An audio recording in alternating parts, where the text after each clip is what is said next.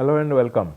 Let us discuss on this 23rd lecture with respect to the health and well-being. We have been discussing we have already completed in lecture previous lecture number 22 the risk aspect as far as the health and well-being is concerned.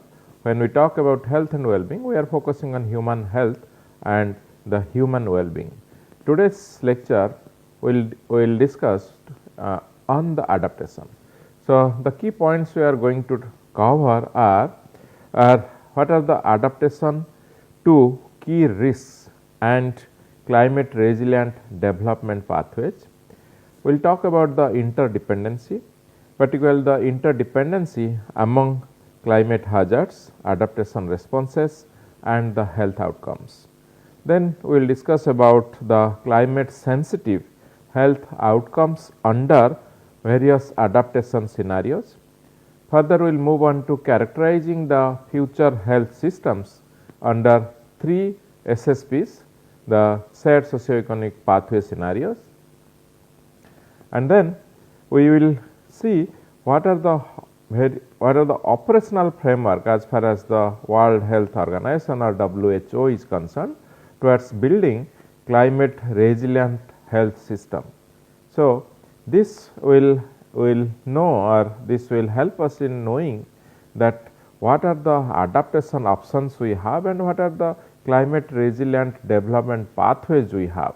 So, that will give us lot of information in terms of the first one is in terms of the adaptation to key risks.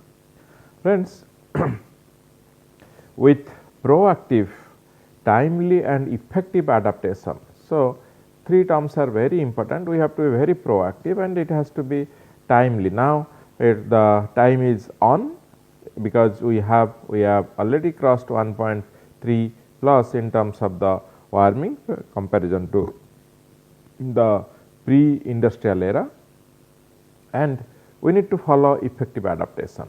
So, if we follow this, then many risks for human health and well-being could be reduced and some probably will be potentially avoided. We can totally avoid it. So, what are the key transformation? The key transformations that are needed to facilitate this climate resilient development pathways for health and well-being, migration, conflict avoidance. Okay. So, for migration, conflict avoidance, health and well-being we need. So, these transformational changes will be more effective if they are responsive to both local, regional and also as far as the indigenous knowledge is concerned. Look at the point that these changes, the transformational changes will be more effective if they respond to the regional, local and the indigenous knowledge system or knowledge base. So, the solutions, as far as the solutions are concerned, the value of cross sectoral collaboration. So, we are emphasizing in terms of the solution towards the value of cross sectoral collaboration, which is very important because various sectors needs to collaborate so as to advance the sustainable development and which is more widely recognized. But despite the importance of health adaptation as a key component, the actions has been slow. Yes. So, the solution is very clear cut. It has to be a collaboration across the cross sectors, across various sectors, but the action has yet been very slow. So, we have to work on that. It is already identified that action has been slow and there is the need for cross sectoral collaboration.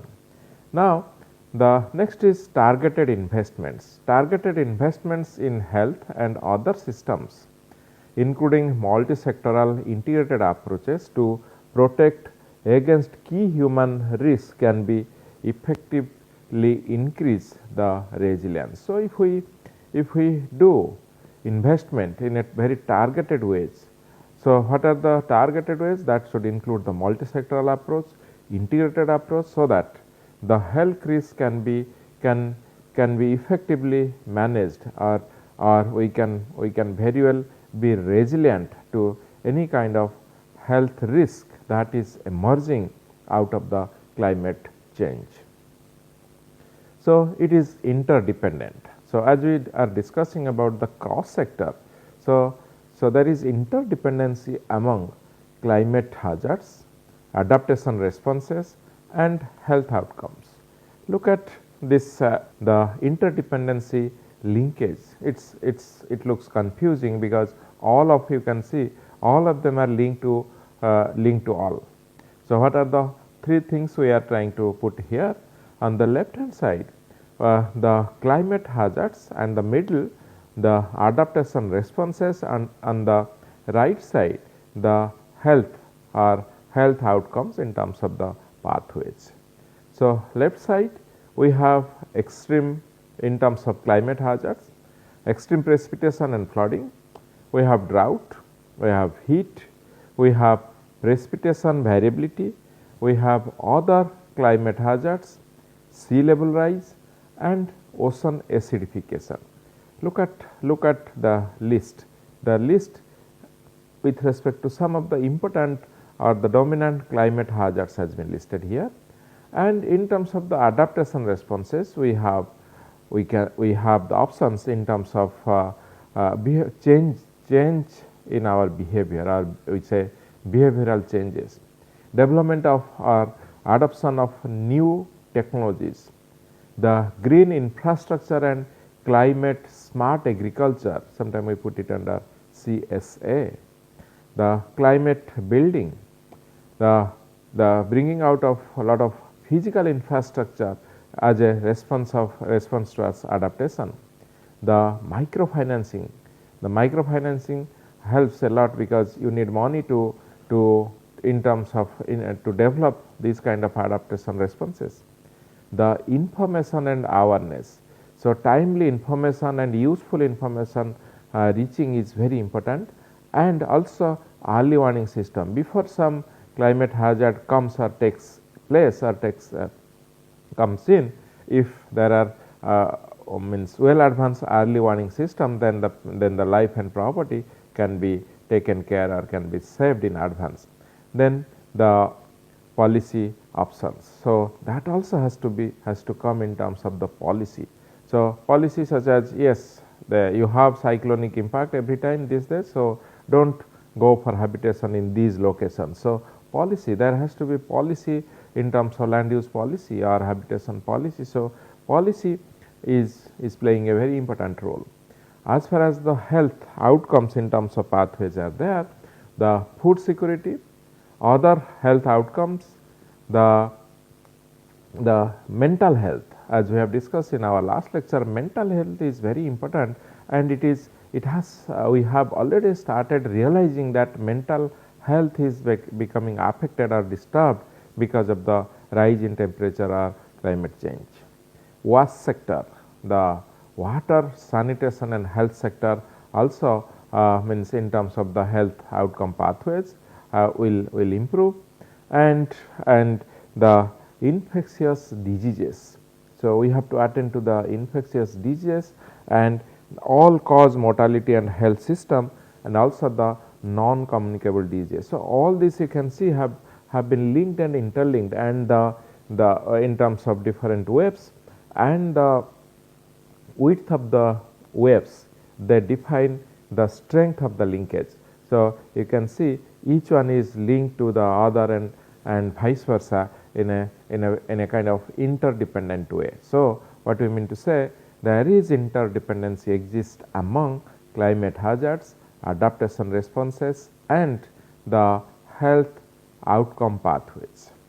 Now, with respect to the adaptation to climate resilient development pathways, friends, during 2019, 20 and 22, so those 2.5 years we all have gone through the pandemic, COVID-19 pandemic, and this pandemic has demonstrated the value of coordinated and multi-sectoral planning, social protection system, safety nets and other capacities in terms of societies to cope with a range of shock and stress.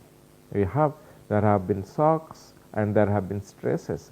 So, what this COVID-19 pandemic has taught us or have demonstrated is that there has to be coordinated effort.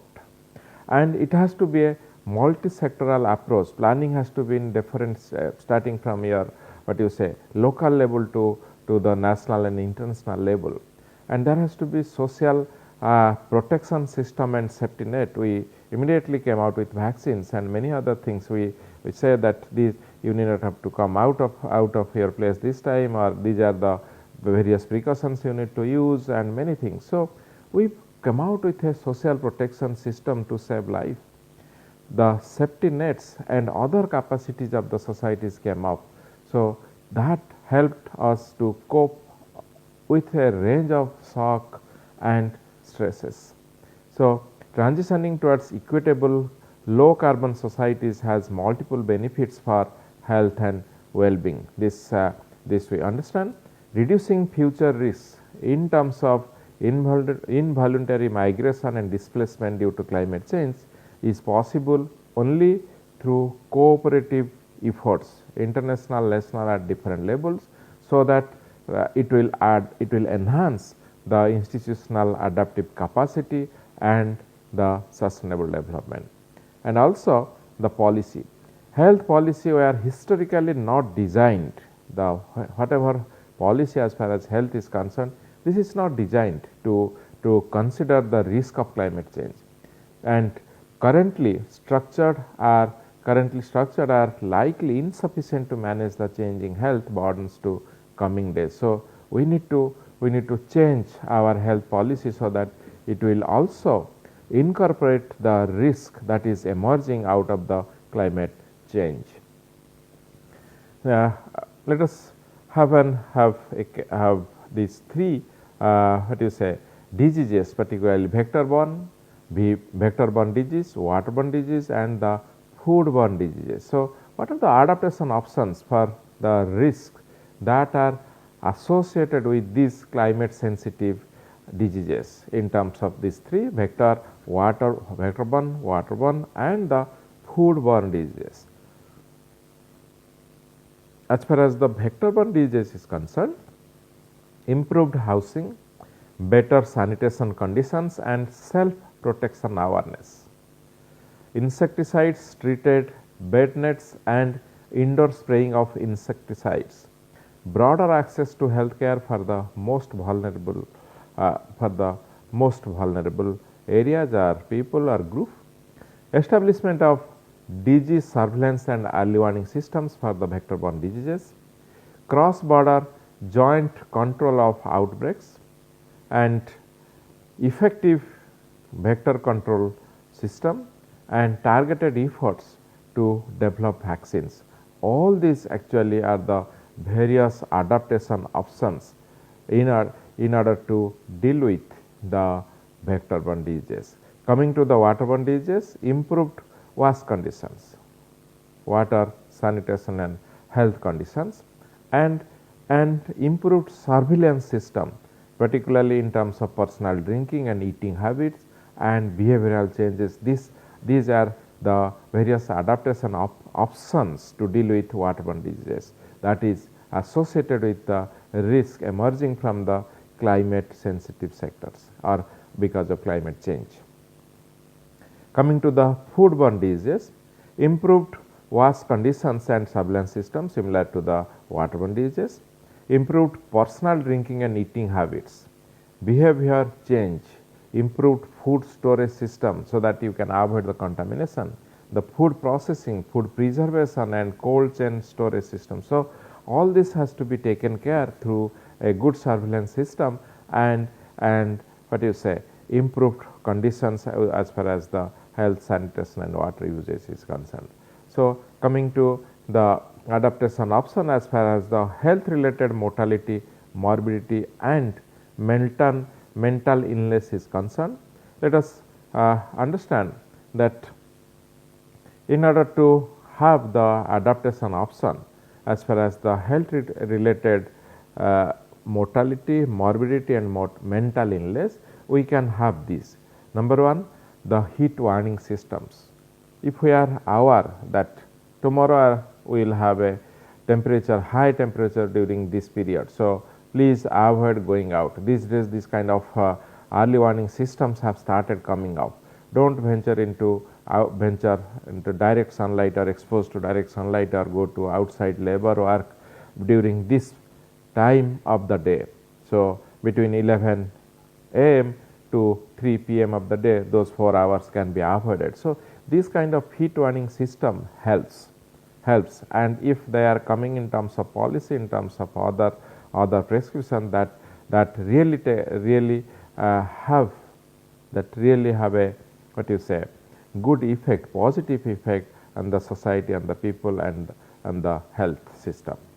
The improved building and urban design, so including green and blue infrastructure and passive cooling system, these all acknowledge that not all will have access to air conditioning. So, the people who are well off can afford to air conditioning other systems, but let us talk about the rest who do not have affordability to have this kind of air conditioning system. So, we have to come out with different ways of cooling systems, we call them passive cooling system. So, we can build green infrastructure, lot of tree plantations here and there. So, we know because if you understand the evaporative water loss that leads to cooling.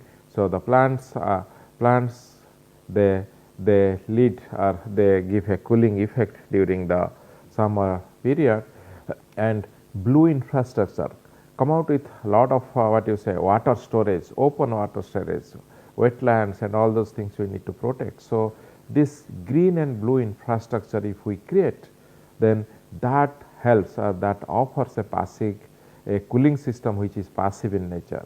So, it will help in terms of giving a cooling system at a larger landscape, in contrast to a cooling system in terms of air conditioning and others, which is more cost effective and applicable to a very smaller space in terms of one room or within a car. So, the third, broader understanding of heat hazard and better access to public health systems for most vulnerable groups. So, we need to understand that there has to be broader understanding of the health hazard. So, we need to understand that if we are venturing into direct sunlight during the midsummer period, then what is the health hazard? And we also have access, if something like that happens, then we should have access to the public health system. So, both ways it helps. So, that contributes to the adaptation option. So, people should be aware of the health hazards, and in case it is required, then they should have good access to the public health system. The fourth point, application where possible renewable energy sources. So, wherever possible the renewable energy sources should be applied. So, in that way if we are trapping lot of solar energy, that way also we are contributing towards a kind of passive cooling system. The fifth, communication around drinking water, availability of clean water via simple effective water purification systems in low water quality settings, water spray coolings. So, all these mix or contribute towards are examples of adaptation options. Then also mental health support. So, we have to have various support system that helps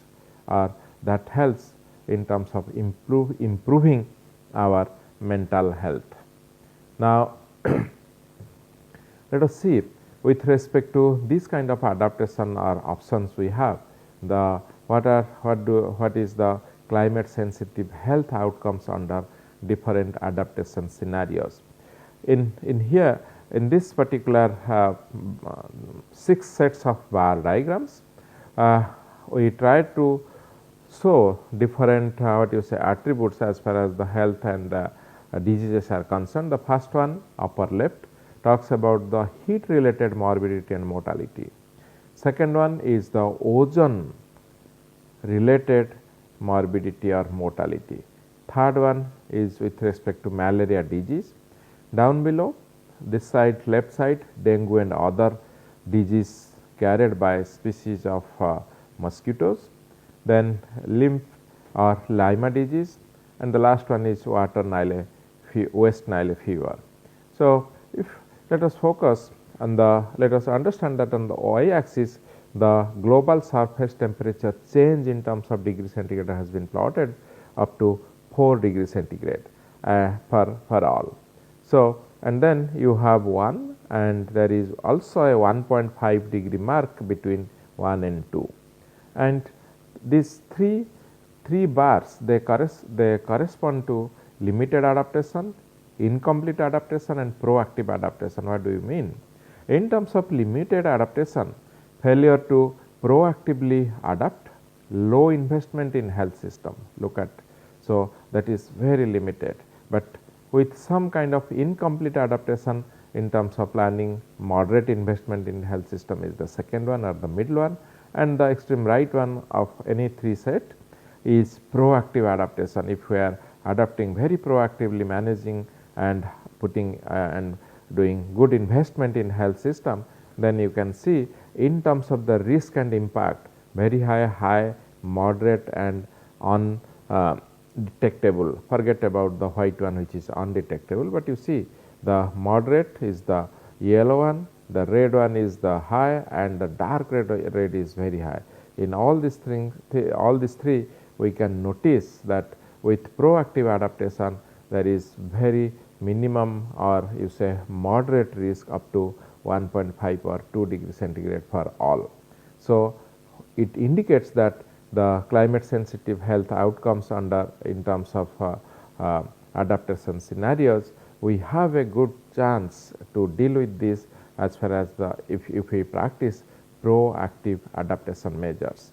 So as to deal with up to 2 degree centigrade. So, we have options or adaptation options in our hand, but we need to we need to implement and have to be very active. So, then with respect to various characteristics of future health systems under 3 SSPs.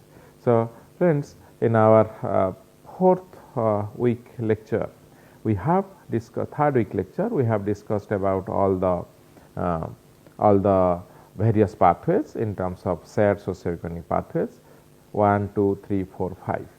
So, 7 things let us try to see with respect to the future health systems, the characteristics.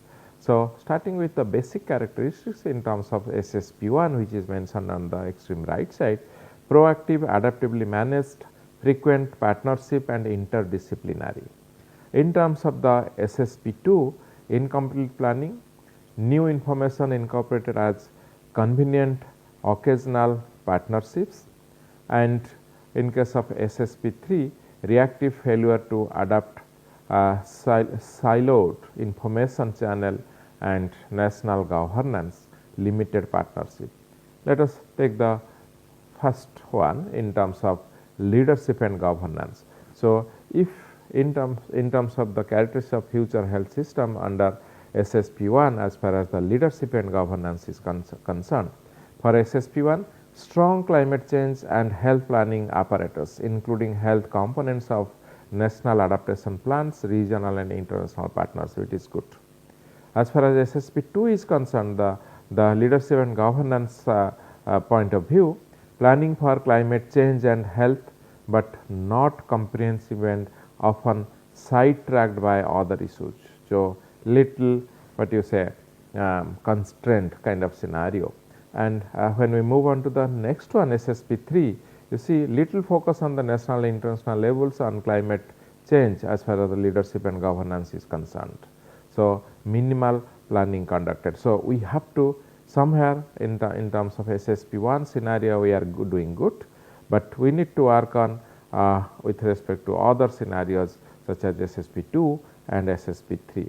Coming to the health workforce, for SSP1, systematic inclusion of climate change and health in worker training, expansion of funding and training, financing and incentive mechanisms to address health disparity. But as far as the SSP2 is concerned, is climate change and health not systematically incorporated into training.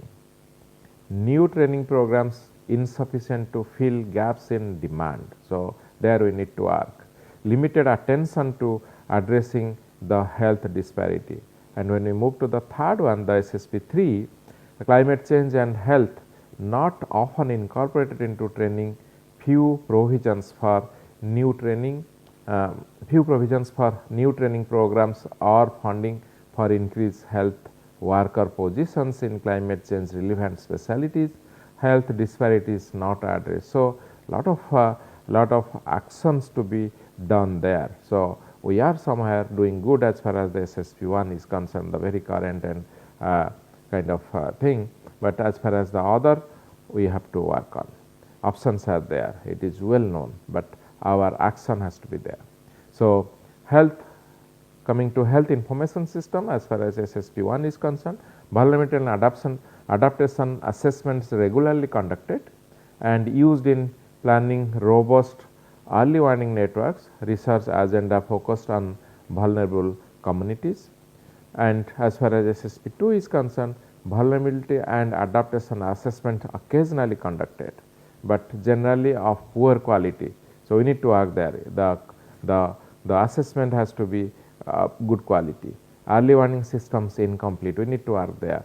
Fiscal and political constraints on research. So, a lot of research also has to be there, because there is it identifies that there are research gaps.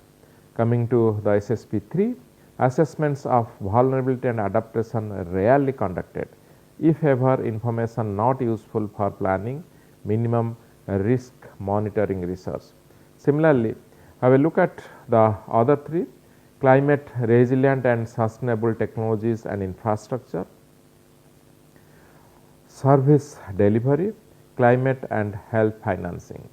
So, as far as the climate resilient and sustainable technology infrastructure is concerned, the health infrastructure designed to be robust to storm, floods with redundant systems added to ensure continuity of care.